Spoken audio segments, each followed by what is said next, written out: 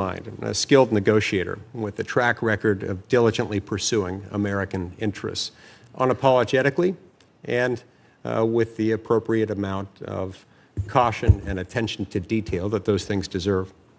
That is exactly the type of policy leadership that's badly needed at the United Nations at this moment in history.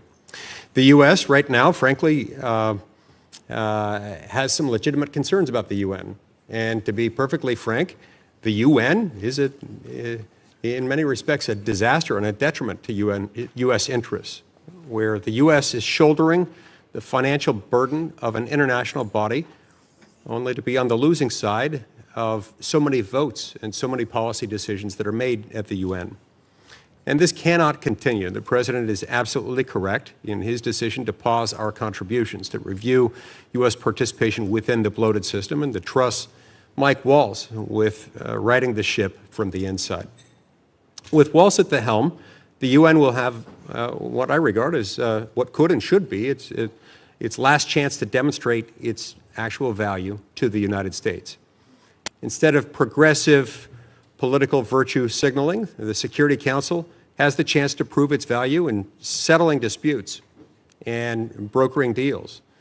We can overhaul bloated and unaccountable peacekeeping missions where we can work to counter Chinese influence in standard-setting bodies, and we can end UN sponsorship of terrorism and anti-Semitism, standing by our allies, including Israel. Above all, the U.S. must ensure that every foreign aid dollar and every contribution to an international organization, particularly the UN, draws a straight and direct line to a compelling U.S. national interest, one that puts America first, not last. I have every confidence that Mike Waltz is exactly the right person who will faithfully apply this standard to the UN Byzantine labyrinth and carefully scrutinize our position in the financing of UN bodies, particularly those that have proven adverse to our interests. Waltz is tested, he's capable, and he's ready, willing, and able to tackle this daunting challenge at the United Nations. We need him at the UN. We need him there now, and I think he's the perfect man for this very position. I look forward to his swift confirmation. He has my unqualified and wholehearted support. Thank you, Mr. Chairman. Thank you, Senator Lee, for those wise comments. Senator Scott, for the good of the order. Thank you, Mr. Chairman. It's an honor to introduce my friend, President Trump's pick for U.S. Ambassador to the United Nations, Mike Waltz. I want to recognize his family. Thank you guys for being here. You must be very proud of what Mike has accomplished, and I'm glad you're here to support him. I've had the privilege of knowing and working with Mike for many years. He was elected to the House, and I was elected to the Senate the same year. And it was great to work alongside him with a lot of issues that Florida families dealt with. He was always a tireless advocate for freedom and democracy, and he understands the dangers that come from appeasing dictators. We worked to ensure the likes of Nicolas Maduro and Putin could not benefit from hardworking Americans' taxpayer dollars. I know that as Ambassador to the United Nations, he will bring that same commitment and love of liberty to represent the United States in advocating for the very America First principles the American people elected Donald Trump to champion.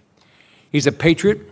From his time in uniform on the battlefield as a Green Beret to his time defending American ideals in Congress, he has proven his love, his dedication, and his willingness to sacrifice for our country. He has shown a willingness to make hard decisions, support his colleagues, and do what is right. He is a man of integrity, grit, and principle. He will exceed expectations in this role. As Senator Lee has said, we've got a lot of issues with the United Nations, and I know Mike Waltz will do the right thing. So he has my support, together with President Trump and Secretary Rubio. I'm confident that he's going to do an outstanding job representing America's interests at the United Nations. I urge my colleagues to advance his nomination quickly. Thank you, Mr. Chairman. Good luck. Thank you very much, Senator. Appreciate those remarks. Now, Senator McCormick is going to introduce Christine Turretti. However, he's traveling with the President in his home state and has asked me to read the introduction. I'm honored to do that. And so on behalf of Senator McCormick, quote, committee colleagues, I'm sorry I cannot be with you in person for today as I welcome President Trump to Pittsburgh. But I'm grateful to the chairman for allowing a statement of appreciation and support from my friend, Christine Turretti, the nominee to be Ambassador of the United States to the Kingdom of Sweden. A pioneer in many walks of life, I first met Christine when my father was the chancellor of the Pennsylvania State System of Higher Education, and she was a trustee, and she has been a dear friend ever since. As a businesswoman, she's the former chairman and CEO of the S.W. Jack Drilling Company, the largest privately held land-based drilling company in the United States. She serves as vice chairman of S&T Bank Corp. And is a former director of the Pittsburgh Federal Reserve Bank. As a passionate philanthropist, Christine has served on many nonprofit boards, including the International Medical Corps, the Andy Warhol Museum, the Gettysburg Foundation, and has dedicated energy to training programs designed to educate, empower, and advance women. Christine is also an extraordinary force in politics, supporting candidates and party organizations at the local, state, and national levels. She serves as the National Committee Woman of Pennsylvania to the Republican National Committee and was previously the co-chair of the RNC Finance Committee. She was one of the people I consulted first and relied on the most when I ran for the Senate. Finally, and most importantly, she is the mother to 3 sons, Joe, Max, and Matthew, who are the prime motivators for her drive to serve and provide a better future for America. Her astute business acumen, selflessness, and political leadership make her an ideal nominee to lead in this important post, and I'm certain she will honorably represent President Trump and the United States as our next ambassador in Stockholm. I encourage my colleagues to vote to confirm the extraordinary Pennsylvanian and American. Very good remarks. Christine, welcome. Glad to have you here. Well, we're going to proceed now, and so that everyone knows where we're going here, I'm going to give an opening statement. I'm going to then yield to Senator Shaheen, who will do likewise, and after that we'll hear 5-minute presentations. Hopefully you'll keep it to 5 minutes or thereabouts of our nominees. If you want to go beyond 5, we've got a lot of room in the record to publish your remarks, so feel free in that regard. After that, we'll open it to a round of 5-minute questions, and with that, I'm going to proceed. So, thank you again to our witnesses and your families for being here with us today, and for your willingness and your family's willingness to help you serve this country at such a pivotal time. Mr. Waltz, you come to us with a breadth of experience in Congress, our nation's military, and the executive branch, which has been detailed already here this morning. This experience will serve you well as you take the lead at one of our most critical diplomatic positions as ambassador to the United Nations. The UN is always a challenge and desperately needs reform, which we've been unable to accomplish so far. Your pragmatism and patriotism is sorely needed in New York because, as you know, there is a lot of anti-American sentiment at the UN. Anti-Semitism and anti-American sentiments are on the rise, as is the influence of China and Russia. You will be integral to U.S. efforts to stand up to the authoritarian and communist axes that seek to undermine the United States and our allies, and to ensure that our partners at the UN take burden sharing seriously. The United States has been the largest and most generous donor to the United Nations since it was created 80 years ago. Today, the United States still pays 22% of the UN's regular budget and 25% of the peacekeeping budget, even though we're one of 200 countries on the planet. America has been extremely generous, but taken for granted, obviously. The U.S. cannot continue to accept the current inequitable financial arrangements where America pays a disproportionate amount while others benefit from contributing to their fair share to peacekeeping operation, humanitarian aid, and good governance, and many times denigrate us. We must also eliminate the waste, fraud, and abuse that are endemic to the UN system, from inflated procurement contracts and duplicative programs to the misappropriation of humanitarian funds and employment of personnel-sanctioned regimes. It's important that we get back to doing what the UN was chartered to do, and it has what everybody knows as mission creep, and it happens every year. The time has come to demand radical transparency and genuine reform that ensures every American dollar serves its intended purpose of making America stronger, safer, and more prosperous, and to return to the UN to its core and founding mandate of maintaining international peace and security. Mr. Waltz, I trust that you will work with President Trump to right the many wrongs that exist today at the United Nations. Ms. Toretti, the U.S.-Swedish relationship has been built on years of strong diplomatic engagement and security cooperation. Sweden's entry into NATO, something I worked hard on getting done, brought its highly capable armed forces and defense industrial base into the alliance and has made us stronger and safer. Sweden has always recognized its responsibility for its own defense, and now it is deepening its commitment to our shared security by committing to NATO's new pledge to spend 5% of its GDP on defense. It is important that we help further deepen that integration into our alliance alongside with our partners in Europe. This is a critical time as China and Russia are making designs on the Arctic and contesting areas of shared U.S.-Swedish interest. And as you know, Sweden is on the front line of dangerous developments in the Baltic Sea, from the sabotage of critical infrastructure to the reckless behavior of Russia's shadow oil fleet and increasingly provocative Russian military activity. And they sail merrily along. I look forward to hearing how you will help Sweden defend against these threats and advance all aspects of our relationship. Mr. Arrigo, Portugal is an important ally of the United States, and there are many opportunities for us to deepen cooperation. Portugal has made commitments to increase spending in support of NATO's defense, and the U.S. must remain committed to ensuring it reaches their goal. The U.S. must also work with Portugal to address the critical risks it faces from heavy Chinese investment. China is working with our adversaries to undermine America and our allies, most recently by its open commitment to support Russia's war against Ukraine. European allies, like Portugal, must recognize the threats posed by China and address them accordingly. I hope you'll carry that message with you when you go to Portugal. With that, Senator Shaheen. Thank you, Mr. Chairman. Welcome to each of our nominees this morning, to your families and friends who are supporting you in this effort. Thank you for your willingness to serve, and in your case, Congressman Waltz, to continue to serve the country. Yesterday, the Senate Foreign Relations Committee minority released this report on China's growing influence at the expense of the United States. This report makes clear that this competition is one of our central geostrategic challenges. This is a competition that is deeply connected to our economy and to our lives here at home.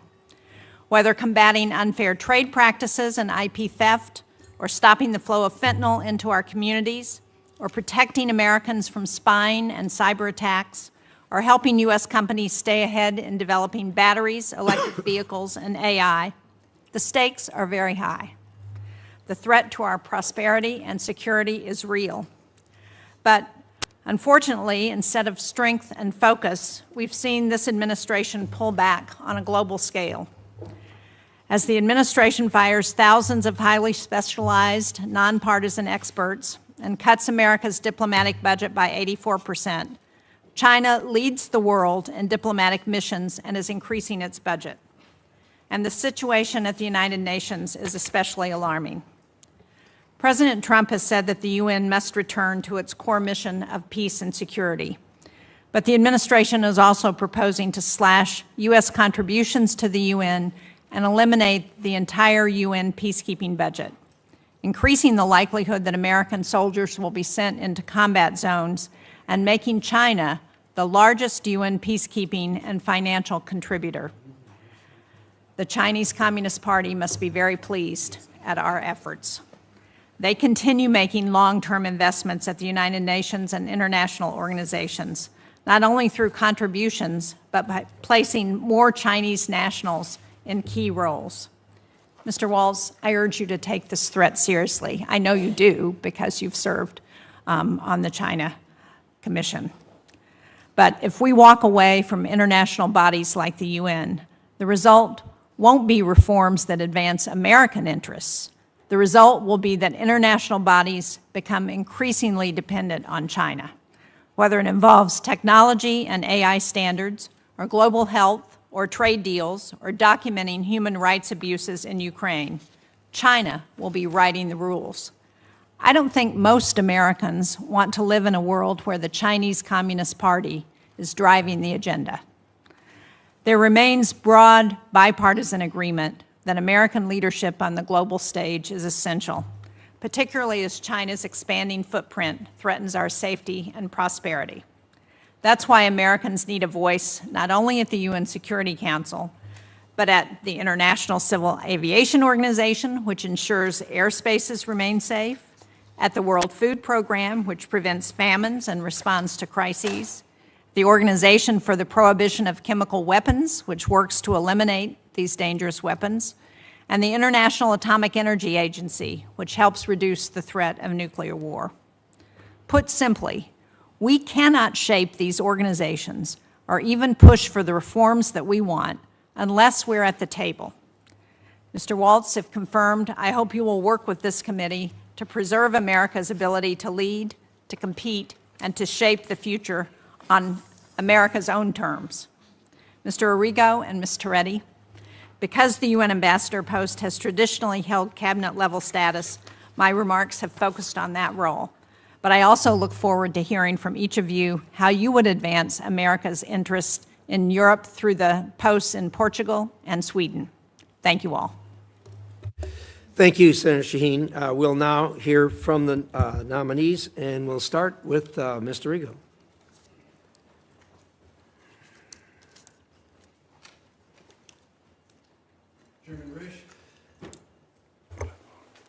Chairman Risch, Ranking Member Shaheen, and members of the committee, thank you for the opportunity to appear before you today as President Trump's nominee to be the United States ambassador to the Portuguese Republic. I'm enormously grateful and honored by the confidence President Trump and Secretary Rubio have placed in me. I am blessed to have a wonderful and supportive family, my wife Megan, my daughters Alyssa, Angela, Amanda, my brother Jim, my sister Virginia, my nephew Freddie, and my good friend Pat, who just flew in this morning. Thank you, Senator Graham, for your gracious introduction. If confirmed, I pledge to serve my country honorably, to advance our core national interests, and to always put America first. I've been a successful entrepreneur and business leader for over 30 years. During this time, my experiences have given me deep expertise in managing teams, negotiating complex issues, and most of all, building relationships. I'm confident that my professional experience and business acumen delivered over 3 decades will enable me to represent and advance U.S. interests effectively and carry out the mission President Trump has entrusted to me.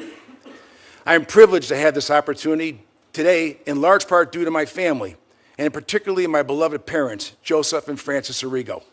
My father was a visionary leader behind our family business, the Arrigo Automotive Group, which he established with my brother Jim, and that eventually became one of the top auto groups in the country. As a family business, we built our brand focused on our employees, our customer relationships, and not just a transaction, which are traits I will carry forward into this next chapter. My desire to serve as ambassador and advance our core national interests are born out of the recognition of how my family and I have been blessed by the privilege of being citizens of this great nation, and now I have the opportunity to give back to my country. If confirmed, I will use all the expertise I have developed to cultivate our relationship with Portugal and to make our nation stronger, safer, and more prosperous. Portugal is a founding member of NATO and the second country to recognize American independence. Nearly 1.5 million Portuguese Americans live in the United States, helping to generate a strong and vocal pro-American sentiment in Portugal and fostering close bonds of friendship. I've had the honor of visiting the Azores Islands for a wedding just a few years ago. I was particularly struck by the breathtaking natural beauty, the rich and diverse culinary traditions, and the warm hospitality of the Portuguese people. I was fascinated by the religious, cultural, and family values that resonate deep within my own Italian heritage. The U.S. has turned to Portugal for political and material support in many peacekeeping and peacemaking efforts throughout the years, and they have always been an enthusiastic supporter of U.S. and NATO operations around the world. Portugal's hosting of the U.S. Air Force 65th Air Base Group in Leges Field in the Azores provide a key logistics hub in the Mid-Atlantic, while providing critical support for aircraft, air crews, as well as communication services to U.S. and NATO allies. If confirmed, I promise to enhance this close historic relationship in several key areas. My first objective as ambassador will always be the safety and security of American citizens abroad. Tens of thousands of Americans call Portugal home, and 2.6 million Americans visited Portugal just last year. making the United States the third largest source of tourism in Portugal. Second, I will strengthen Portugal's contributions to NATO to ensure we can achieve peace in the region through strength. Although a trusted ally, Portugal still lags behind most NATO countries by only 2% reaching this year. As ambassador, I will work with Portugal to help increase defense spending with the Hague Defense Commitment of 5% and ensure Portugal does its fair share and contributes to more of Europe's security. Finally, I will advocate for expanding our commercial ties with Portugal and addressing the national security challenges posed by rivals like China. As the United States and Portugal's largest trading partner outside the EU, there is a significant potential to grow this economic relationship. I will also work closely with Portugal to address concerns about China's investment and influence in critical sectors and to ensure our protection of our mutual economic and national security interests. If confirmed, I will also work to balance our trade relations with eliminating the trade deficit of over $3.5 billion with Portugal by seeking more export opportunities for American businesses, emphasizing the fact that America is open for business. Mr. Chairman, distinguished members of the committee, thank you for the opportunity to testify here today. I look forward to answering your questions and, if confirmed, working closely with all of you to strengthen our relationship with Portugal and advance our core national interests. Thank you.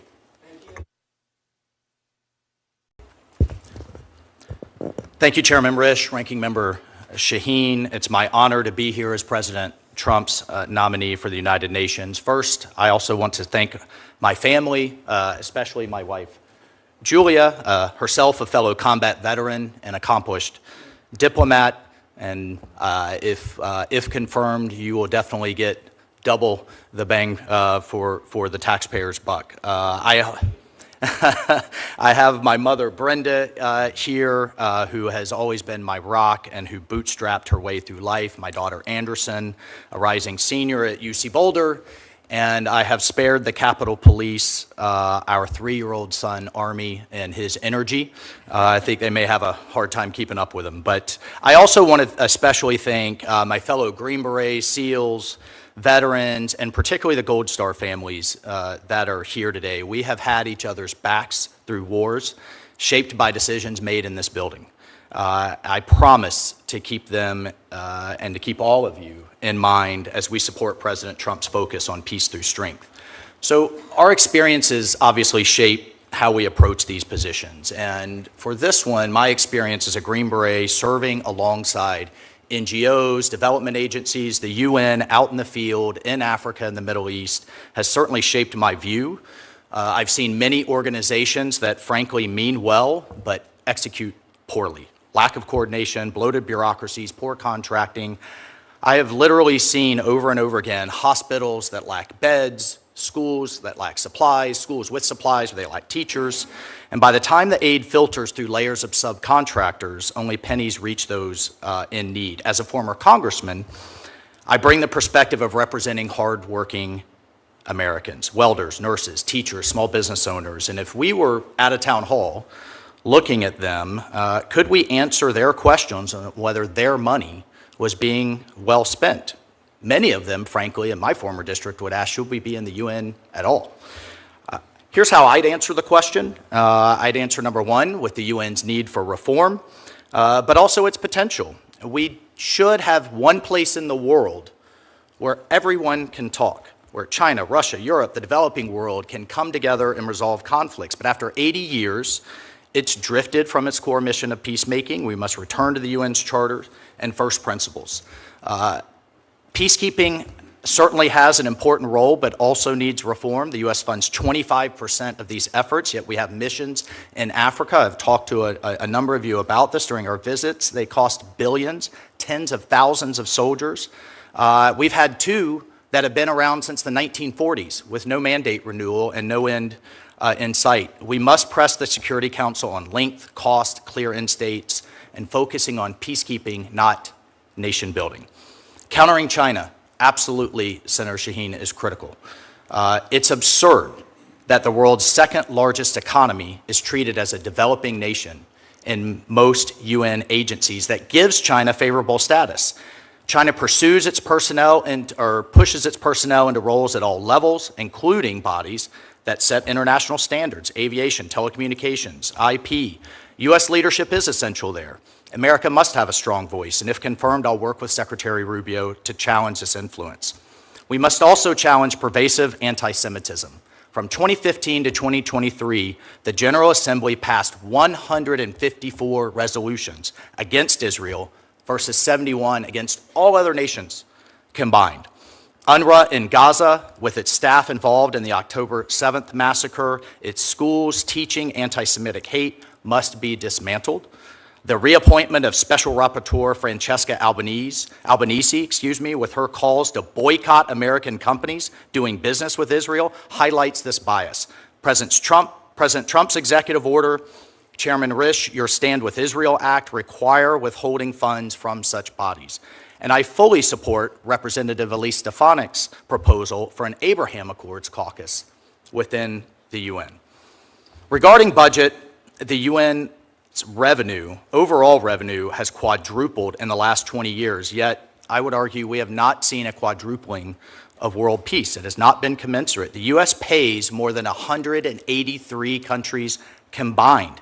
Meanwhile, 28 countries contribute just $37,000 and $5,000 to peacekeeping. The UN has ballooned to over 80 agencies with overlapping missions that waste resources, and if confirmed, I'll push for transparency, like what we're seeing in the Secretary General's UN 80 reform plan, calling for a 20% staff cut. It's worth remembering that despite the cuts, the U.S. is by far the most generous nation in the world. And finally, the UN's radical politicization. Such reports as, quote, stolen Native American land, reports and investigations, quote, called the George Floyd mechanism, labeling American police in America systemically racist, with input from countries like Cuba and Venezuela, it's unacceptable. Mr. Chairman, Ronald Reagan once said the UN can, quote, solve problems or spread discord. He said the choice is ours. In just 6 months, President Trump has brought dozens of hostages home, justice for our Abbey Gate Gold Star families, secured the border, denied Iran a nuclear weapon, brought ceasefires to conflicts in Africa, the Middle East, and Asia. Yet there is still tremendous work to be done. I'm confident under this president's leadership, we can continue to spread peace and prosperity, and I'm confident we can make the UN great again. Thank you, Mr. Chairman. Thank you, Mr. Waltz. Ms. Toretti. Chairman Risch, Ranking Member Shaheen, and distinguished members of the committee. It is an honor to appear before you today as the nominee. Should I start again? We heard you. Go ahead. I'm pretty loud. It's an honor to be here today as the nominee for ambassador to the Kingdom of Sweden. I'm deeply grateful to President Trump for the trust and honor he has placed to me with this nomination. I am committed to serving the United States with dedication and integrity, and I look forward to working closely with the esteemed committee to advance our nation's interest in Sweden. It is a humbling experience indeed to be nominated for a position such as this, yet I sit before you today prepared to share with you how my experiences in business, philanthropy, and public service have prepared me for this moment. Before going further, however, perhaps my greatest accomplishments are what I consider to be my greatest gifts. My sons, Joe, Max, and Matthew. I am proud of the men they have grown up to be. The three of them are my pride and joy, and my concern for their future was the primary motivation which compelled me to political activism many years ago. And I am so glad to have my son Matthew here with me today. My journey to sitting before you today began arguably in 1990 when I assumed leadership of our family business, the S.W. Jack Drilling Company, following the sudden passing of my father. Despite what many thought of me as a young woman finding my way in a field dominated by men, I succeeded and continued to forge a career deep in leadership experience, business acumen, and volunteer service. Today, I am the chairwoman of S&T Bank Board, a board I have been proud to serve since 1987. Less than 10% of publicly held companies are chaired by women, and my tenure as chair is going into its 8th year. Throughout my adult life, I have sought to bring my experience in business to support a wide range of nonprofit organizations, from supporting the creative arts as chairman of the Andy Warhol Museum, to director of the NCAA Leadership Advisory Board, to the vice chairman of the Pennsylvania State System of Higher Education. For those of you who know me, you know I care deeply about creating opportunities for women in the workplace and in the community. I am proud to have founded numerous programs that train and nurture women in the political arena. I have lived my adult life seeking to provide women opportunities to succeed, a passion which has been a defining characteristic of my adult life. As a native of rural Pennsylvania, serving my community has always remained at the forefront. I have spearheaded many economic development projects, including the construction of an Urban Outfitters distribution center in my county, and was the inspiration for the creation of an osteopathic school in the university located in my community. If confirmed, my primary goals will be to make America safer, stronger, and more prosperous. Above all, I will prioritize the safety of American citizens traveling or living in Sweden, providing them with the support and protection they deserve. I will strengthen our economic ties with Sweden and ensure that American business have the fair opportunities to thrive in the Swedish market. I will cooperate with Sweden to tackle global challenges, drawing on our respective strengths to address multifaceted threats posed by China, Iran, and others. Sweden's recent accession to the NATO alliance marked a significant milestone in European collective defense efforts. Sweden brings a wealth of defense capabilities to the table, including a robust defense industrial base that is renowned for its innovation and technological advancements. The expertise in advancing military technologies and experience operating in harsh environments will enhance our ability to respond to emerging threats. If confirmed, I will work closely with our Swedish counterparts to ensure that our defense cooperation grows even stronger. Economic priorities will also be at the forefront of my agenda, and if confirmed, I will seek to close the trade deficit between our two nations and deliver President Trump's America First foreign policy. By promoting American exports and encouraging Swedish investment in the United States, I will encourage collaboration between America and Swedish businesses, researchers, and entrepreneurs, ensuring that both of our nations benefit from the advancements in cutting-edge fields. I also want to recognize the role Sweden played in America's growth. Today, over 3.3 million Americans trace their family roots to Sweden. Swedish Americans have made significant contributions to our cultural, economic, and social fabric. They have enriched our society and fostered a deep understanding and appreciation of Swedish culture. These bonds, along with ties forged through trade, travel, and defense, contribute to a unique, vibrant, and growing relationship. In conclusion, I am honored to have the opportunity to serve as the United States Ambassador to Sweden. If confirmed, I am committed to advancing our nation's interests, strengthening our bilateral relationship, and serving the American people. Thank you for your time and consideration, and I welcome your questions. Thank you very much. Appreciate that. We'll now do a round of 5-minute questions. I'm going to start with myself. Mr. Waltz, thank you for those remarks. Really impressive.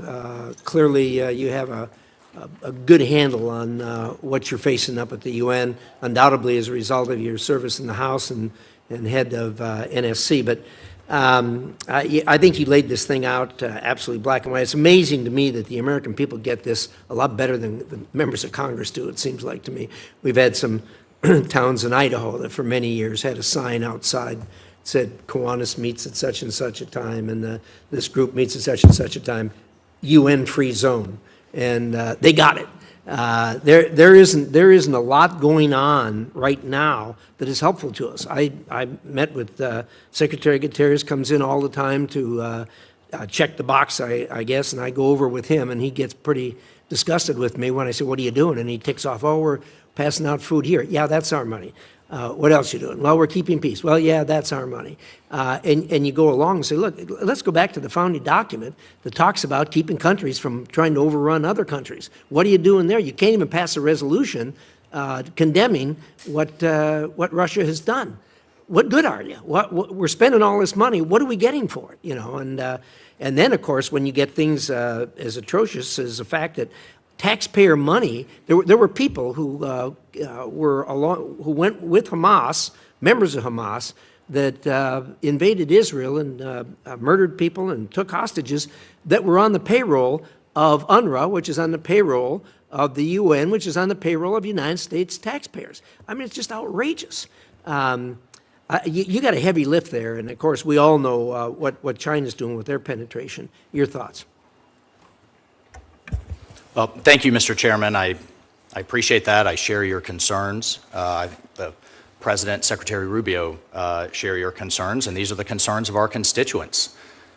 How are we going to be great stewards, the best stewards we possibly can be of their money, their hard-earned money? There's a number of reviews underway and that have been underway to take a good look at that, and how do we get the UN back to basics? There is good and meaningful work to be done. And I would be honored, if confirmed, to go represent the United States there. We have the snapback sanctions with Iran that Germany just invoked as part of the JCPOA because of Iran's violations of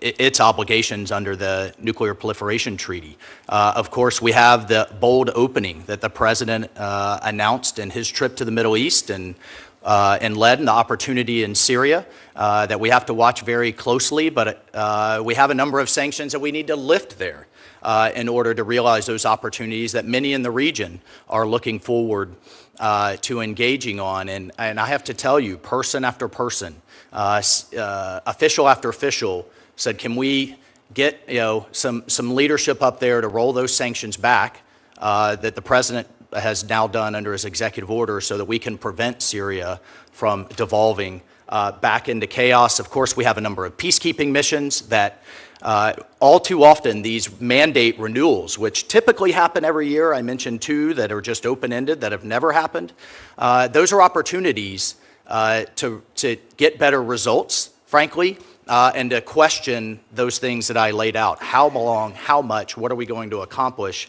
And then, of course, we have the General Assembly, the world leaders assembling this September. So if confirmed, there is a lot of work to be done. I do think there's some goodness to be done, but it must come on the back of major reform.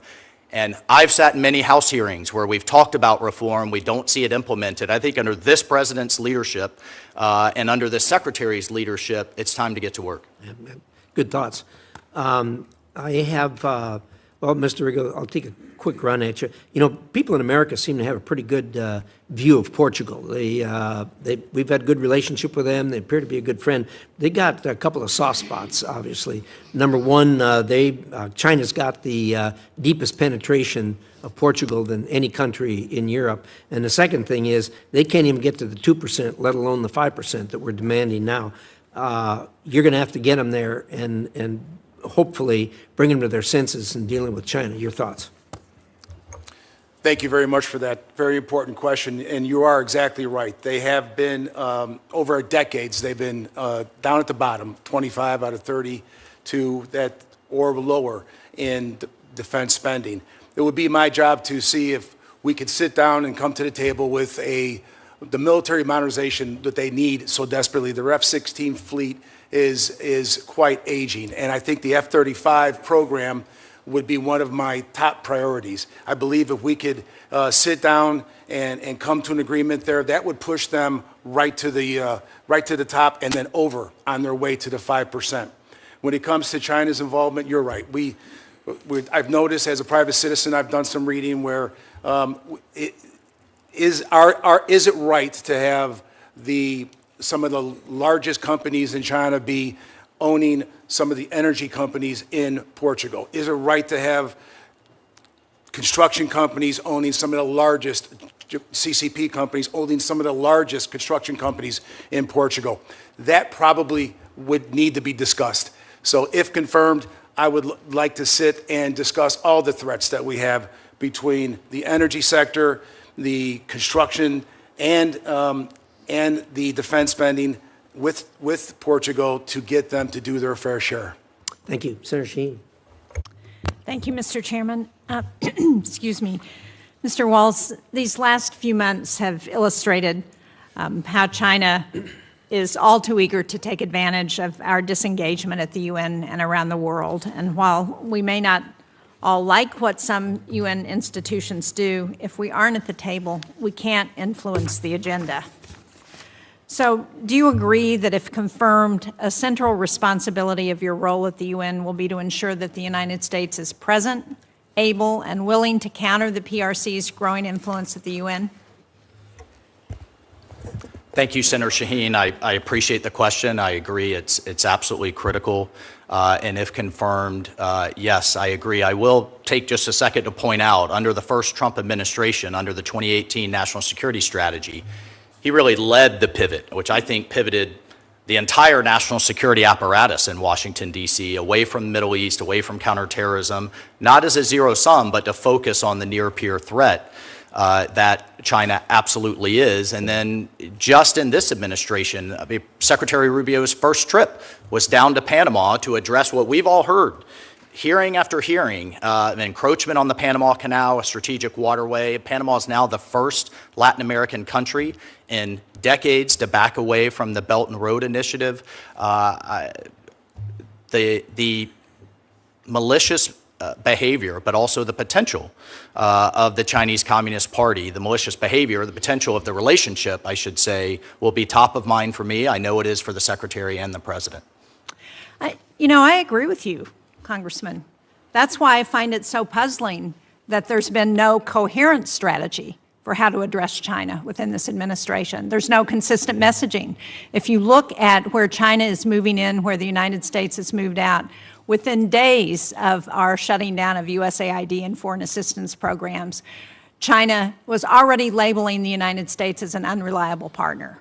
Within months, China has moved in to so many of those foreign assistance programs that have been shut down, that had been operating for years to provide a role for the United States in so much of the world.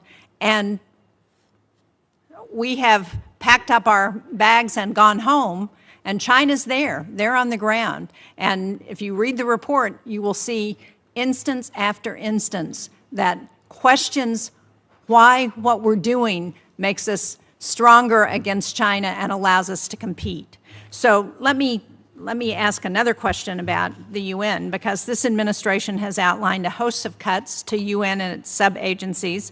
It makes no secret of its disdain for multilateral institutions, but I haven't seen a plan from the administration on how it intends to push back against the PRC's influence. So can you describe how you think we should be doing that?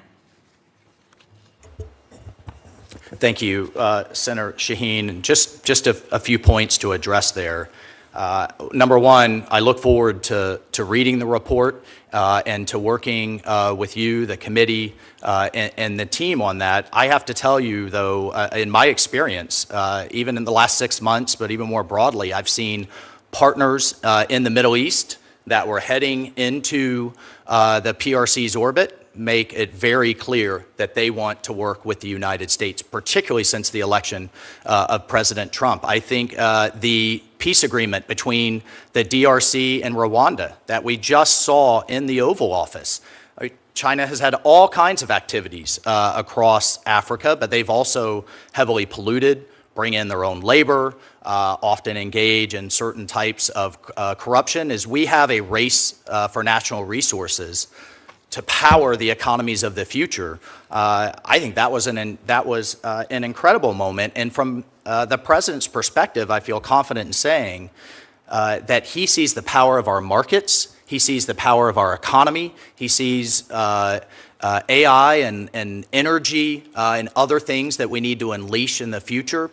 First and foremost, of course, we have to have a strong and capable military, but truly where he's seeking to win this competition, and we will win it, is through those economic endeavors. And I'll also say, to answer your question more directly with the UN, we've actually seen leadership of major agencies by the PRC go down. This was an initiative started in the first Trump administration. There's an office now in the State Department international organizations. It's very focused on these races. They've gone from 4 to 1. But I take your point. They're also pushing their folks at the mid and lower levels, and we need to compete in that space.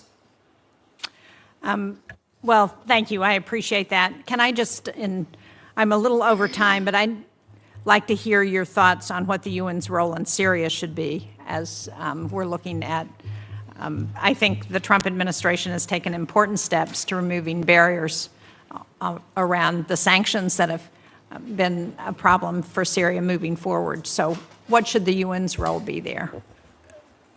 Thank you, Senator.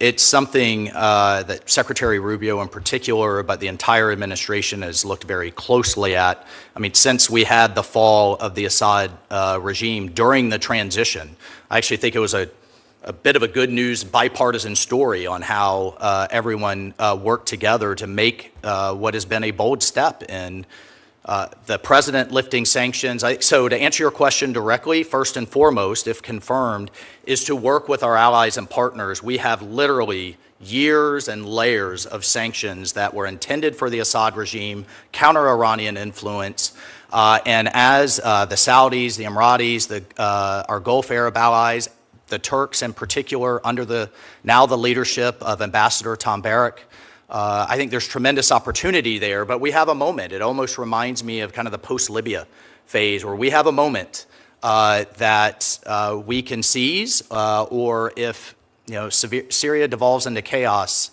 I think it could pull the region with it. But right now, it's a moment of opportunity, and I hope to complement both Special Envoy Witkoff, Secretary Rubio, Ambassador Barrack, and others with our efforts up in the UN. Well, hopefully we'll do better in Syria than we did in Libya.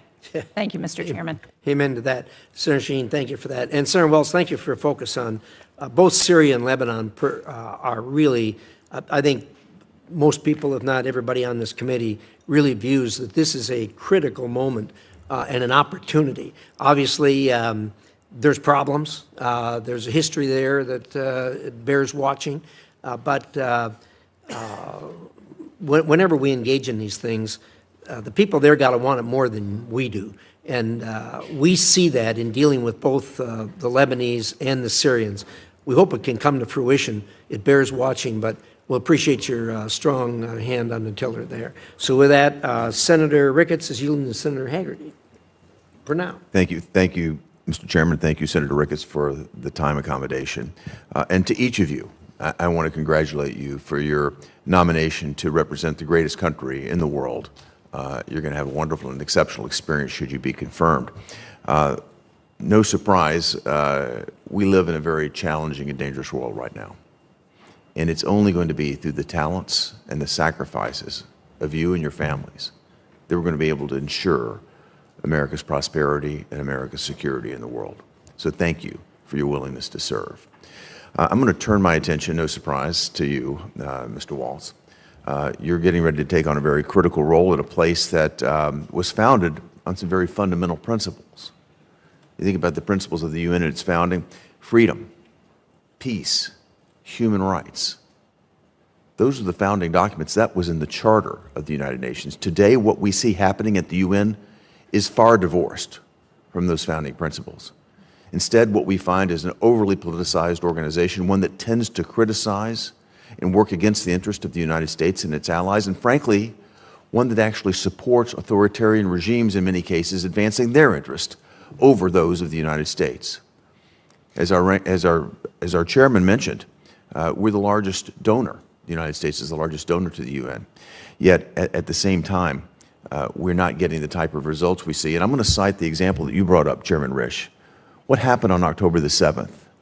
That was an absolute disgrace when we found out that people on the United Nations payroll were actually involved in the Hamas attack. Yet what happens from senior leaders at the UN? They use every opportunity they possibly can to criticize Israel. Yet at the same time, they diminish the role of their own personnel in those attacks. It's absolutely shocking to me. And what I'd like to hear from you, Mr. Waltz, is what are, a two-part question actually, what are the most important challenges you see at the UN that we face as a nation, that the United States faces at the UN? And then two, what is your intention to address those challenges? Thank you, Senator, and I certainly share those views. I think first and foremost is we need to drive reform. As I've shared with a number of you during our office visits, I understand there is concern about the President's budget request, but I see it also as a moment of opportunity. If you look at when reform has actually happened, not talked about, not the rhetoric, it is when the United States has said, you know what, we need to actually see things before the U.S. taxpayer continues to write checks. We saw it in the late 1990s with led by Senator Jesse Helms that turned into the Helms-Biden legislation. We saw it in the early 90s, and that resulted in at least something approximating an inspector general, although I think we still need a heck of a lot more reform in that regard. So we need those reforms to continue forward. I do not think Secretary General Gutierrez would have his UN-80 plan already on the table if he didn't take President Trump very seriously and Secretary Rubio very seriously. And you know, if we're looking at cutting 20% of their staff, Senator, there's over 20,000 staff just in the Secretariat. And these are in pretty expensive places like Geneva, Vienna, Rome, New York. They need to be closer to the field, and I think they need to be a lot more efficient. And I mentioned the things that are pending in terms of Syria, Lebanon, Iran, and what have you, and certainly our counter-China efforts. Those will all be top of mind. Well, I appreciate your focus on what is obviously a bloated organization, one that's missing the mark at every turn and frankly has been misguided in so many directions. I'd like to pick up on a particular point that the ranking member raised, and that has to do with China and its malign influence there at the United Nations. What I've seen China do is essentially weaponize the UN in certain instances to be able to advance their own ambitions, to be able to do this, frankly, at the expense of United States interests. And again, I'd like to hear what your thoughts are in terms of what you might do to specifically address China's malign influence and make certain that the United States interests are held in priority. Thank you, Senator. Absolutely. I think first and foremost, as I mentioned in my opening remarks, the favoritism that the second largest economy and our competitor receives by being treated as a developing country. One, it aligns with the G77, which is a collection of countries, many of whom actually are top recipients of U.S. aid, except their voting coincidence rate with us is at the bottom. Two, for example, the World Bank classifies China as an upper middle-income country for the past 15 years. They continue to make concessionary loans to China funded by the U.S. taxpayer. That's one of a number of examples. They're pursuing an AI agenda. I don't know, I mean, we always have to keep our sovereignty in mind. I think that's a place where we can engage, and we certainly need to block and tackle in these forums. Well, we look forward to working with you, and I want to thank Senator Ricketts for allowing me to move forward in time. Thank you, Mr. Chairman. Thank you, Senator Hagerty. Senator Merkley. Well, thank you very much, Mr. Chair, and it's a pleasure to have you all here. And certainly, the United Nations is a chance to be surrounded by diplomats from other nations to enhance the conversation about challenging world circumstances. So it's a critical part of our foreign policy efforts. I wanted to mention a couple different issues. One is that Secretary Rubio, as a senator, worked together with me on the Uyghur Forced Labor Prevention Act. It has been effective unlike no other measure in the world because of a rebuttable presumption that goods made from certain parts of China are in fact made of slave labor. So we've rejected many, many products. The challenge of this is that they're simply re-exported to other nations, particularly to Canada, if they're coming in on the west coast of the United States. Would you see the possibility of working with other nations to pursue a similar structure so that this effort to end the acceptability of products made with slave labor in China is thwarted on a much broader basis? Thank you for the question, Senator, and I think it's an incredibly difficult, in many ways, heartbreaking issue.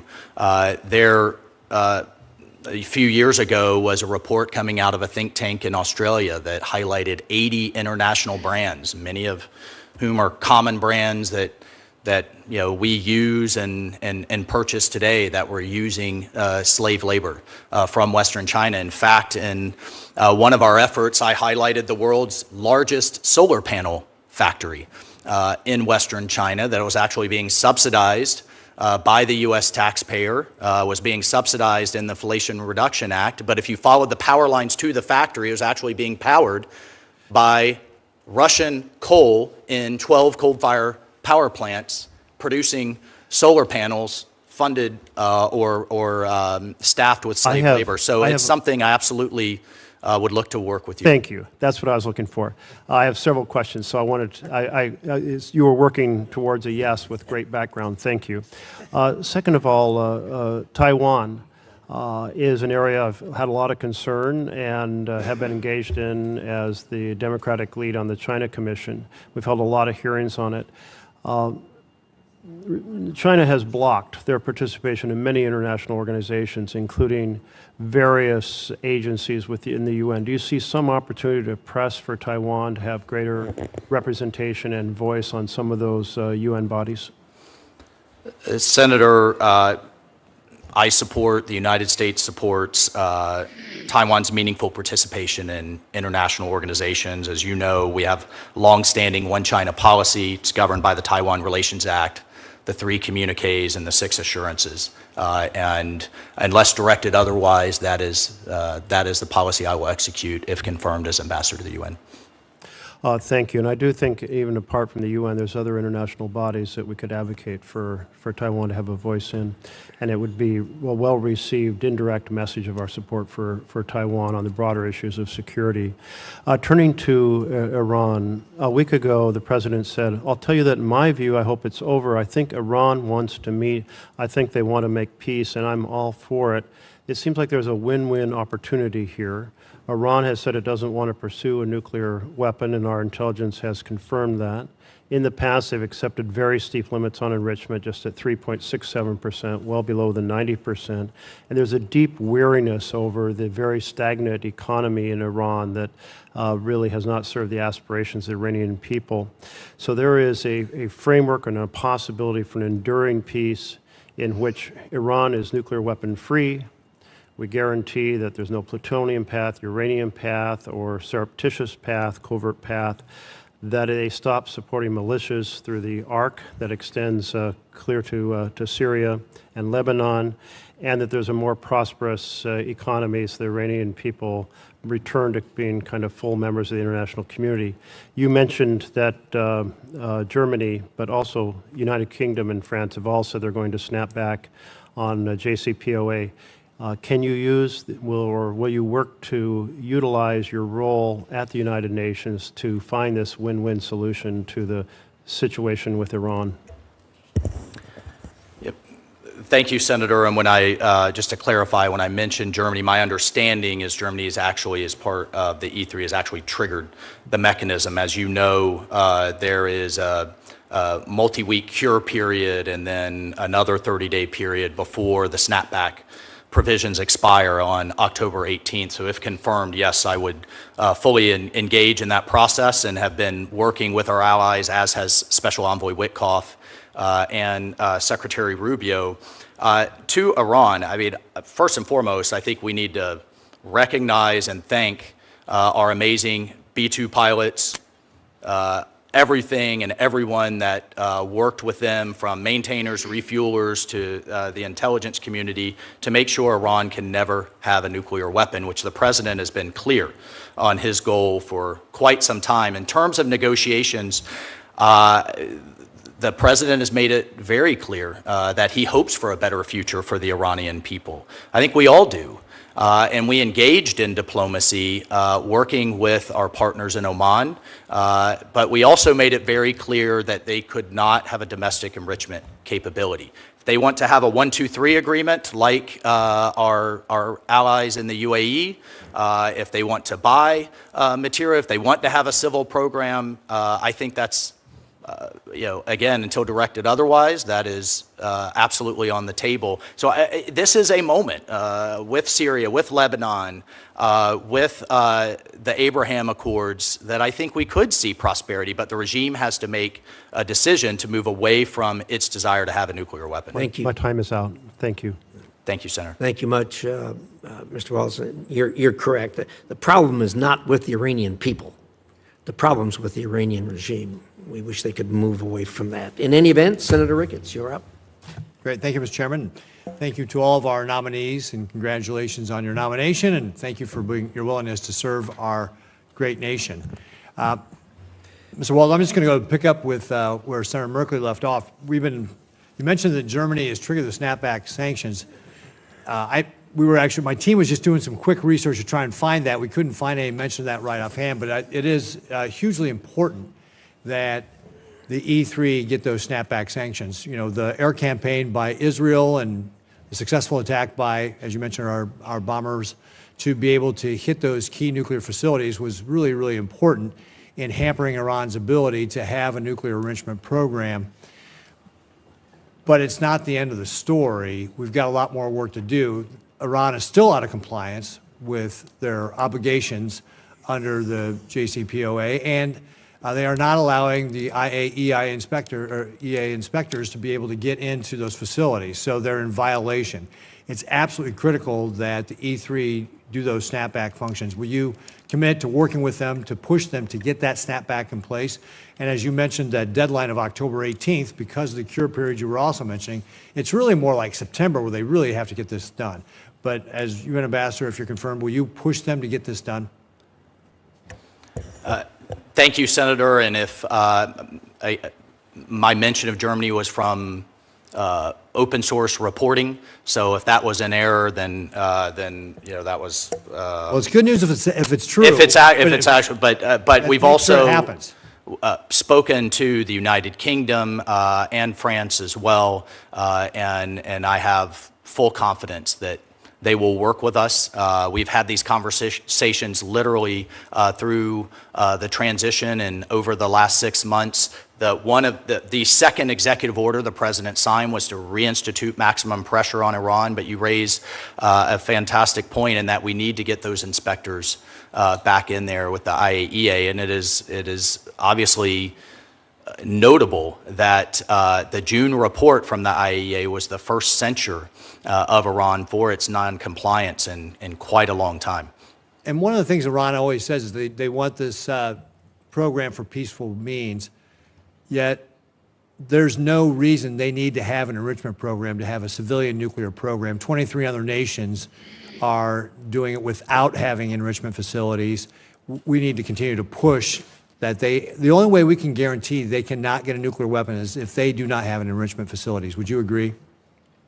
I would, as both the president and the secretary have said, Senator, and I think the most amazing aspect of this episode was that the president truly sought diplomacy first. He took bold and decisive action along with our ally Israel, and then immediately returned the situation right back to a ceasefire to again engage in diplomacy. So when President Trump says he puts diplomacy first, I've seen it firsthand, and I would be honored if confirmed to continue to participate in it. Well, let's talk about one of our best friends in the Middle East, certainly, is Israel.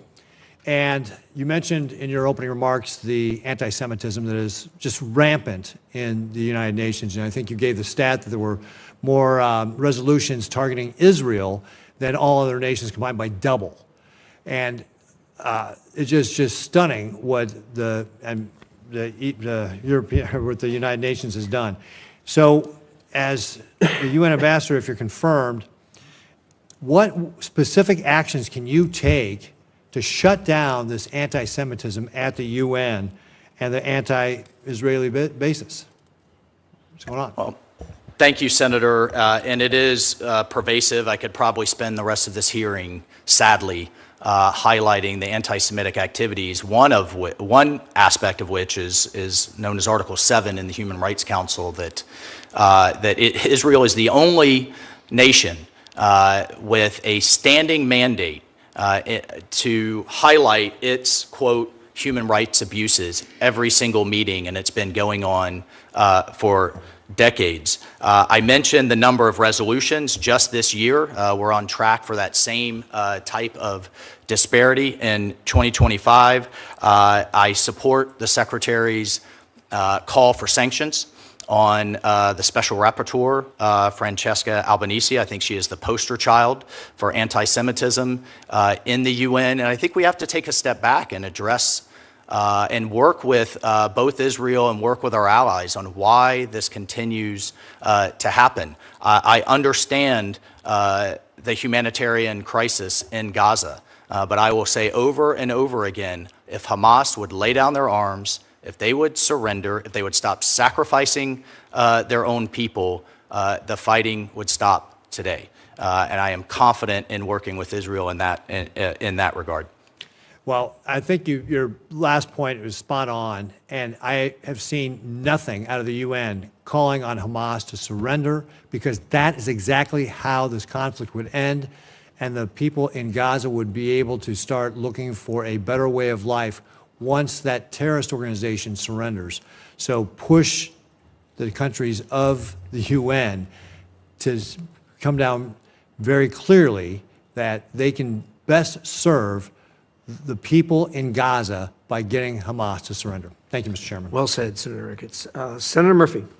Thank you very much, Mr. Chairman. Thank you all for being here. Mr. Waltz, the UN doesn't have a conventional army. It's got peacekeepers, but there's no aircraft carriers. There's no air force. This is a place where smart power matters, right? This is a place where we invest in things like diplomacy and humanitarian aid and economic development to try to stabilize the world. I think what worries me about your fit for this position is that while you were at the National Security Council, you oversaw the dismantling of many of our most important smart power tools in the U.S. foreign policy toolkit.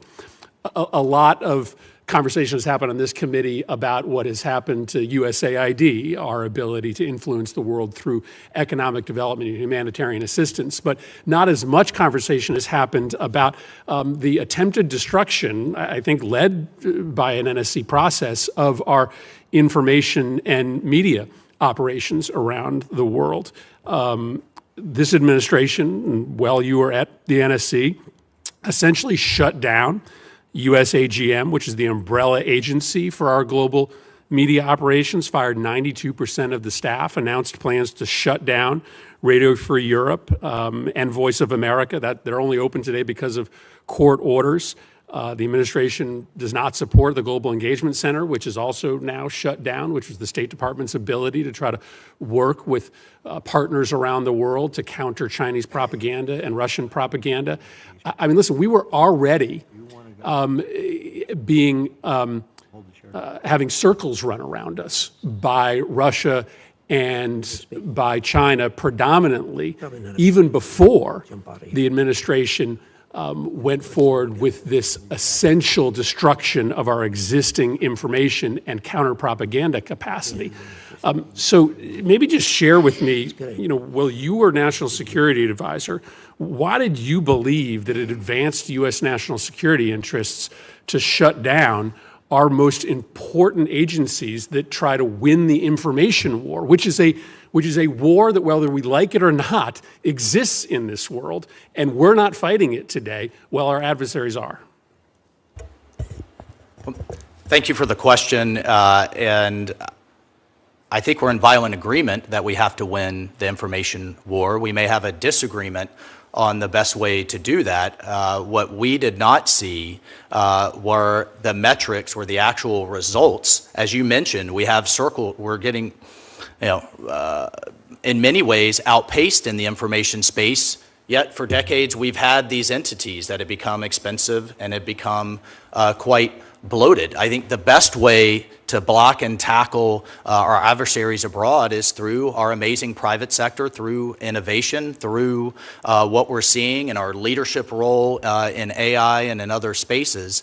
And so as the president, as the secretary looked across the interagency and those entities, they made those decisions. But the private sector isn't going to fight Russian and Chinese propaganda around the world, right? I mean, that has to be an essential function of U.S. national security policy, correct? Well, what they are going to do is show the power of free markets, the power of entrepreneurship, and show really the power of the U.S. In terms of a free society and with our values. We're going to rely frankly, like but I think we're actually Disney? I think we're actually more aligned than what you think. And what we were looking at is the actual effectiveness.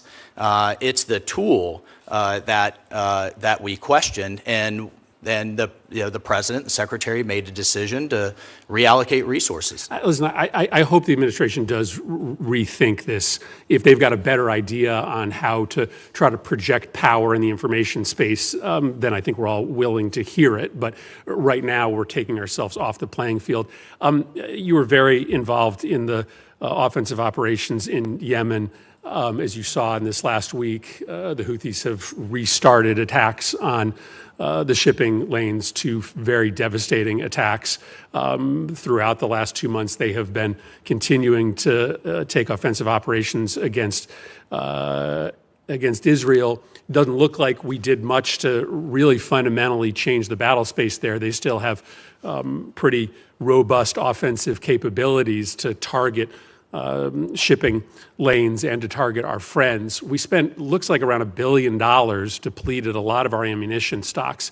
How do you look at that operation in retrospect, knowing that as we sit here today, the Houthis have once again begun attacks in the Red Sea? Well, thank you, Senator, for the question. I think we also have to look at it in the context of, from the figures that I've seen, a 20 to 30% increase in shipping through the Red Sea, an increase in revenues through the Suez Canal, and what we do not have are our warships being used as target practice by the Houthis, was what, frankly, we had in the last administration. Now, do we need to work to make sure that's enduring? Perhaps the Houthi leadership hasn't fully gotten the message, but I would defer to Secretary Rubio, Secretary Hegseth, and the President on the way forward there. Thank you, Mr. Chairman. Thank you, Senator Murphy. Senator Barrasso. Thanks so much, Mr. Chairman. Well, congratulations to all three of you. Mr. Waltz, thanks so much for coming to my office yesterday, and enjoyed the discussion. I know you're going to do a terrific job representing our nation's interests at the United Nations. We are the largest financial contributor to the U.S. We've contributed, $13 billion to the United Nations the last fiscal year. As the U.S. ambassador to the UN, you're going to need to closely examine how American taxpayer funding is being used by so many of these international programs.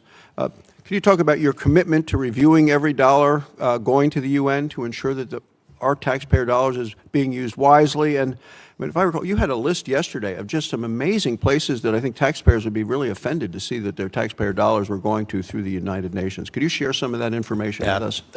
Thank you, Senator, and I always appreciate our time together.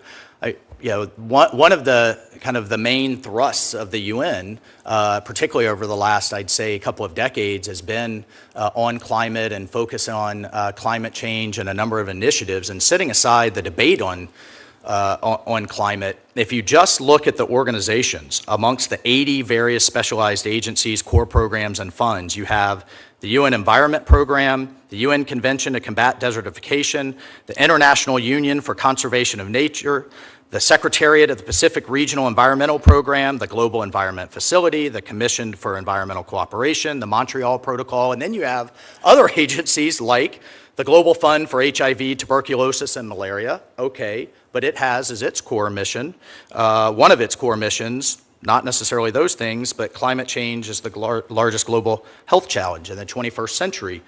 And just to further, I mean, I have a page here, Mr. Chairman, or I have a list of pages, 455 of international organizations that we contribute some type of funding towards, and just Let's put those in the record. a few of them.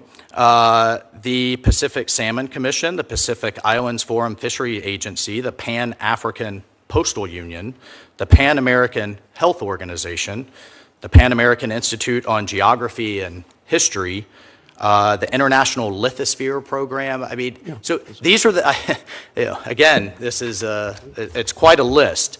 And this is tens of thousands to hundreds of thousands to 7 to 8 figures to millions that are going to these organizations. And I think it is incumbent on this administration to say, what's it doing? Is it making us safer, stronger, and more prosperous? And are we getting a bang for our buck? A couple other questions, because the thing I hear about at home in Wyoming is American sovereignty and what the United Nations is trying to do and undermining us. How are you going to work to preserve and to protect American sovereignty within the UN? Thank you, Senator. And I have to say, America's sovereignty will always be first and foremost as we engage all of these international organizations. I think we need to weigh the pros and cons of which organizations we engage, and I think that will be a robust discussion with this committee and with the administration. But to the extent that we do, our sovereignty, our people, our bosses will be first and foremost and top of mind. I think this came up in both the introduction, a good introduction by Senator Lee, as well as Senator Scott, and in your opening remarks. The fact that the Palestinian Authority has repeatedly sought to use the United Nations as a platform to declare statehood and to downgrade the status of Israel. Will you commit to using the American veto to block these one-sided anti-Israel resolutions at the UN Security Council? Thank you, Senator. Of course, I will work closely with the President and the Secretary on those votes, but yes, I'll make that commitment. Do you have any specific measures that you believe should be taken to address the bias against Israel within the UN, and how do we advocate for those changes? Well, first and foremost has to be UNRWA. It simply not only needs to be defunded, which the President has put in place with his executive order, but it should be dismantled, and we can have a conversation on who and what can take up those humanitarian roles, but it certainly should not be UNRWA. And then in terms of the selecting a new Secretary General after this term expires, is that something I imagine you'd be very much involved in and perhaps could use some of those same plans in terms of what we need to do there? So the Secretary General's term will expire at the end of next year. My understanding is kind of the race, so to speak, and the campaigning for that will start this fall, and I'll certainly commit to work with you and others to make sure that we have someone in line with our interests. So, Mr. Chairman, I'd suggest that make sure we have somebody representing the United States at the UN with this nominee by that time, and that all those activities begin. Good suggestion. Thank you, Mr. Chairman. Thank you. Senator Coons. Thank you, Mr. Chairman. Thank you to all the nominees, your families, your willingness to serve our nation. And if I might, Mr. Waltz, or forgive me, Colonel, Congressman Waltz, my thanks to you and to your wife, Julia, who's also served our nation, as you mentioned in introduction, in combat, and to your family. I want to get to the larger questions of the UN and the UN mission, but in your role in the Army, in the House, as National Security Advisor, you have long handled classified and highly sensitive information. We both know Signal is not an appropriate, secure means of communicating highly sensitive information, and yet on March 24th, the Atlantic magazine published a series of Signal messages, including sensitive information about a U.S. military operation against the Houthis in Yemen, involving you and several other Trump officials. Were you investigated for this disclosure of sensitive operational information on Signal? Thank you, Senator. And that engagement was driven by and recommended by the Cyber Security Infrastructure Security Agency, by the Biden administration, CISA guidance. I'm sorry. And I have here, well, just the use of Signal. Share information on Signal? The use of, no, excuse me, the use of Signal is not only, as an encrypted app, is not only authorized, it was recommended in Biden's, the Biden-era CISA guidance. And in fact, if you just, it says here, I'll read it to you, Use only end-to-end encrypted communications. Adopt a free messaging application to secure communications that guarantees end-to-end encryption, particularly if you are a highly targeted individual, such as Signal or similar apps. CISA recommends end-to-end encryption messaging on both government and personal devices. For sensitive military Of course, operational information. of course, Senator. There was no classified information For exchanged. in that. sensitive military this, you were sharing details about an upcoming airstrike and the time of launch and the potential targets. I mean, this was demonstrably sensitive information. And the question I asked was, were you investigated for this expansion of the Signal Group to include a journalist? The White House conducted an investigation, and my understanding is the Department of Defense is still conducting an investigation. Was any disciplinary action taken? From the White House investigation, Senator? Yes. No, the use of Signal was And- not only authorized, it's still authorized and highly recommended. Would you recommend the use of Signal for classified information to be shared between folks who have access to? Again, we classified followed the recommendation, almost the demand, to use end-to-end encryption, but there was no classified information shared. Did you speak to Secretary Hegseth about his decision to share detailed information on the specifics of an imminent military strike? What we spoke about, Senator, was a highly successful mission that did something that the Biden administration did not do, was actually target the Houthi leadership. We subsequently saw a ceasefire, an increase in shipping, and a drop in attacks on our ships. Well, look, here's what I hear on this exchange, and I want to get to the UN point. At the time, you took responsibility for having added a journalist inadvertently to a Signal chat. But it doesn't seem to me that the administration's taken any action to make sure this doesn't happen again. There's been no consequences, and yet the president continues to denounce those who leak information. We both know Signal is not a secure way to convey classified information.